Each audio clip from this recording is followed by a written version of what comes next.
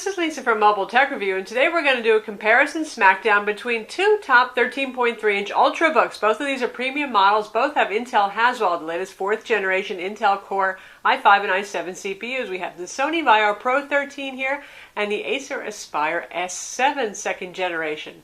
We're going to compare them now. So here you have it, two premium Ultrabooks, obviously both very thin, same footprint, 13.3-inch displays, both running on 4th generation Intel Haswell ULV CPUs. They're both available with Core i5 or Core i7 CPUs, your choice. SSD drives, fast SSD drives at that, and 4 or 8 gigs of RAM depending on which machine you're talking about. So how do you choose between these two? First off, Sony, they're not known for making inexpensive products, are they? But the VAIO Pro 13 actually is a bit less expensive. It starts at $1249.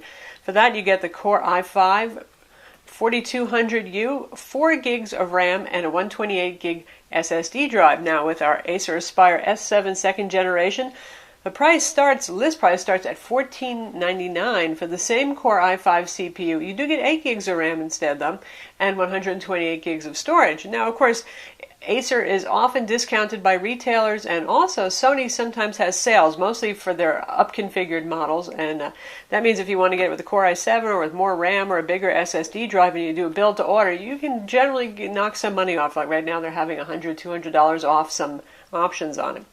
But still, overall, going by list prices and by currently street prices, the Sony VAIO Pro is actually the cheaper machine. Acer, well, it costs a little bit more in part because of the fancy Gorilla Glass 2 top that we have right here. It's probably a more expensive design to make.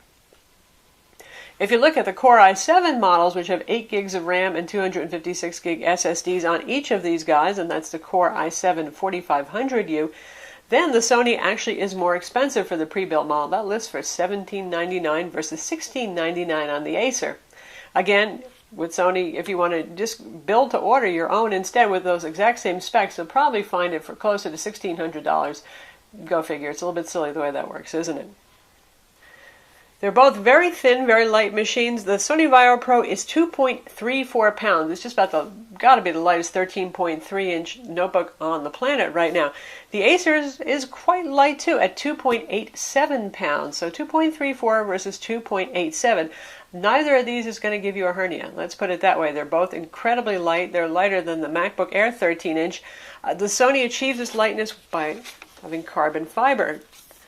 All carbon fiber here. It's very nice looking. It's matte. It does pick up some fingerprint oil. It's a nice looking machine overall, but really light. Now, the drawback to carbon fiber is not that this is really a problem for the product in terms of its durability, but it freaks some people out that there is some flex. Now, when it's closed like this, you can't flex it at all, but if you open it up, you can actually flex the display panel a little bit. Could be disconcerting. There it is. But still, it's designed to be flexible so it bends instead of breaking, and that generally speaking works. If somebody slides their chair back in front of you on the airplane and hits your display, it'll probably just torsion instead of going crack. That's the idea behind it. With the Acer, this is for you people who like that really rigid feel. It's rigid, it's made of aluminum, it's aluminum on the bottom, painted white. It might not look like aluminum, but it is all aluminum in the keyboard deck. And of course we have our Gorilla Glass white panel here. So that brings in an element of delicacy too. I mean, yes, it's Gorilla Glass, but it's still glass. So I have the urge to be a little careful with this, just like I do with the carbon fiber Sony, just because it feels just so light that you think it must be delicate. We'd open them up and take a look inside. Now from the side view here, this is as far back as the Sony goes. Both of these have IPS displays with near 180-degree viewing angles, so you really don't need a whole lot of angle just to make the screen look good and viewable. But for those of you who, use these in odd situations or positions, there it is. This goes pretty far back. That's as far as it goes. Now, the thing about the Acer is it does that nifty double hinge mechanism there, goes completely flat. So there's one difference for those of you who find that useful. Certainly they're both attractive enough looking machines. Obviously the Sony here is in black. It is also available in silver. They call it white. It's really mostly silver. And the Acer is just available in white. Now as we take a look inside, you can see these both have very nice displays. Both have IPS displays, like I said. Very nice, very colorful, very bright. 350 nits on the Acer. We're measuring 320 on our Sony VAIO Pro 13.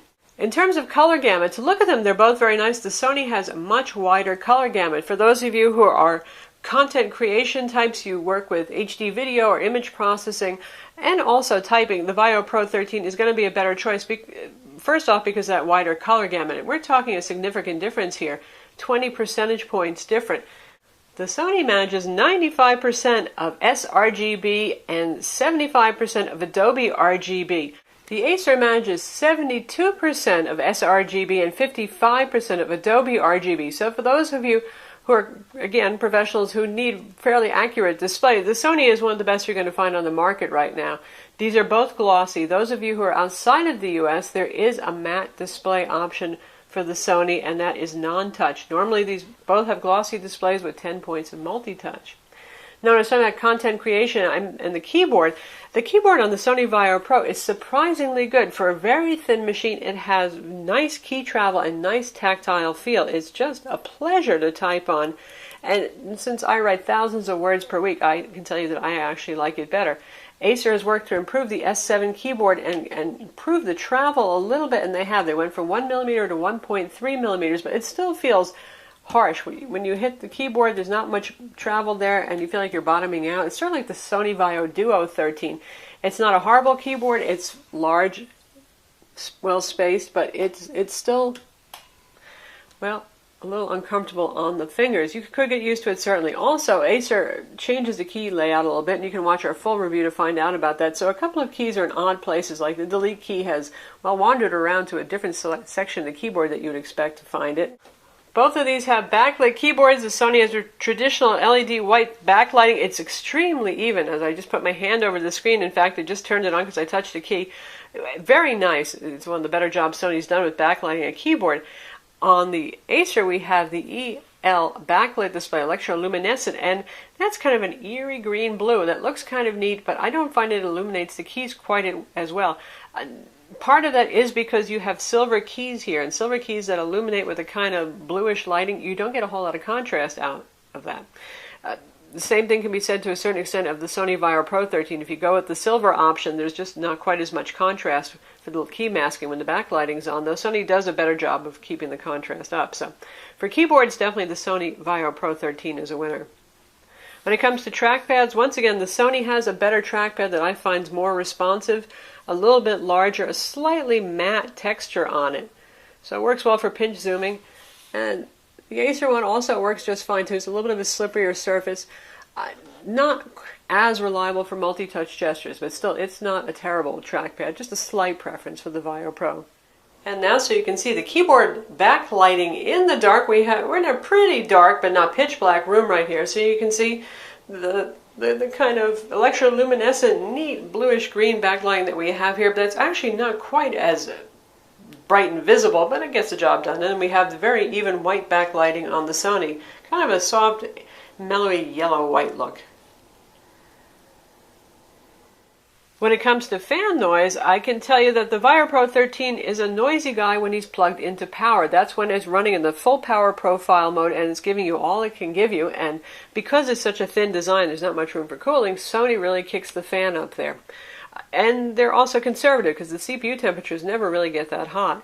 The Acer Aspire S7-392, the second generation, Acer did a lot to improve the fan noise. The first generation was a little Hoover vacuum cleaner. They redesigned their twin air cooling, and it's not very noisy anymore. Whether it's plugged in or unplugged, it's generally pretty quiet. Now, for me, the VAIO Pro 13 has been fairly quiet if it's unplugged. If I'm doing work in MS Office, even if I'm streaming HD video, I don't really hear the fan then. It's only when it's plugged in for my model. When it comes to performance, you're looking at the same CPU options on both of these, so in theory, they should be quite similar. Now, Sony uses a PCIe interface SSD drive, which is quite fast, faster than mSATA, so it gets very good numbers for the SSD drives, but Acer fights back with their RAID 0 configuration that improves speed. So SSD speeds are pretty close, actually a slight edge to Acer there. They're both much faster than your average SSD drive in an Ultrabook. By default, Sony, the base model, ships with 4 gigs of RAM, as I mentioned. If you do a build-to-order, you can get it with 8 gigs of RAM if you want, but you're going to pay about $50 or $80 more for that, depending on how Sony's running their sales and pricing. The Acer manages to benchmark a little bit higher on synthetic benchmarks like PC Mark 7. We're talking 4559 versus 5051 score. So a little bit of a difference there, enough that I would call that significant for synthetic benchmarks, in part because Acer actually has a little bit more room for cooling in here compared to the Sony. I think with Sony, they're basically trying to run this guy cool and quiet and not run it at crazy high power most of the time to make sure it stays cool and quiet. In terms of real-world use, they both feel equally as fast and responsive. You can't tell the difference, to be honest. When it comes to ports, you're also looking at a pretty similar offering here. On the Sony, you can see we have a full-size HDMI on this side, USB 3.0 port, another USB 3.0 port, our combo mic headphone jack, and an SD card slot, where the SD card goes in all the way. I have one in there right now. You can really hardly see it sticking out. Here on our Acer, we have a proprietary port that looks like a mini display port, but isn't. Full-size HDMI, our USB 3.0 port, and our audio jack. Turning around to look at the other side, that's the charging port right there. That's the power button. This is another USB 3.0 port, and this is our SD card slot that has a blank in it right now. And if you put a card in there, it sticks about halfway out. On this side, the Sony has just a vent, and this is the power port right here. One thing I will say is Acer tried to move their power button over here to get it out of the way because it was too easy to hit in the last model's design. It's a very weird power button. It hardly moves at all. I think they rely on the fact that when you, by default, open up the lid, it's going to turn on and shut down, that kind of thing. But it's actually easy to hit still here. If you're going for your USB port or if you're plugging the power in, it's pretty easy to bump that. Sony has a more normal power button on the keyboard deck. You're not going to get in trouble with that by accident. As we look at the underside here, we can see that you got stereo speakers over here with the Dolby audio. The Acer S7 is louder. It's still a little bit shrill and tinny if you bring the volume up anything over 50%, but it is a little bit louder than the Sony, whose speakers fire from underneath the keyboard area. Not quite as loud, but not as harsh or shrill either. Also, while we're looking at the bottom, the Sony, there's a little connector here under this rubber door, and you can put an optional sheet battery on this.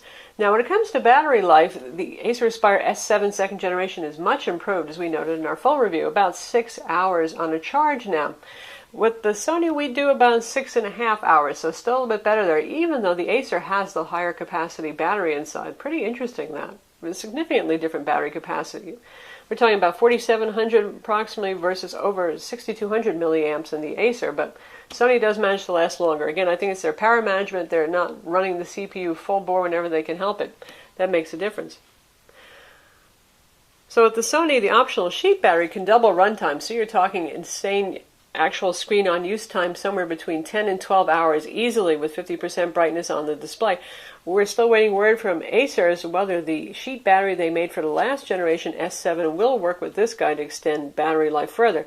With the last generation S7, they essentially made the sheet battery to make up for the abysmal run times, so they might not see it as necessary this time around. We'll find out. We'll put that information in our full written review. Both machines have Intel Wi-Fi 7260N, that's dual band 802.11 BGN Wi-Fi. Now with the Sony VAIO Pro 13, there was some problem with Wi-Fi when it first came out, but for us, driver update that Sony put out fixed that problem, and it's been quite reliable. And that's the same Wi-Fi module that you'll find in the Acer Aspire S7. For me, they have performed identically. They both have Bluetooth 4.0, and the Sony also has NFC. Both have decent webcams above the display, and as you would expect, these are full Windows machine running Windows 8 64-bit. Both of these machines are also running with Intel HD 4400 integrated graphics. It's a new graphics chipset for Haswell, and it does show a bit of improvement over the last generation Ivy Bridge, whereas the CPUs are pretty much the same when it comes to Ivy Bridge versus Haswell CPUs. Graphics is a little bit improved. So you're looking at the same option on both of these when it comes to integrated graphics as well. So that's the Sony VAIO Pro 13 versus the Acer Aspire S7. Obviously, either way, you're getting a very nice product with full HD displays, backlit keyboards, the latest processors inside. In part, it's going to come down to a matter of personal preference. Do you like glass or do you like carbon fiber? As you've noticed, I find a few things better about the Pro, especially the lower price. But again, I would not be sad if somebody sent me home with an S7 and said, you have to use this. I'm Lisa from Mobile Tech Review. Be sure to watch our video reviews of each of these products, read our written reviews, and subscribe to our YouTube channel.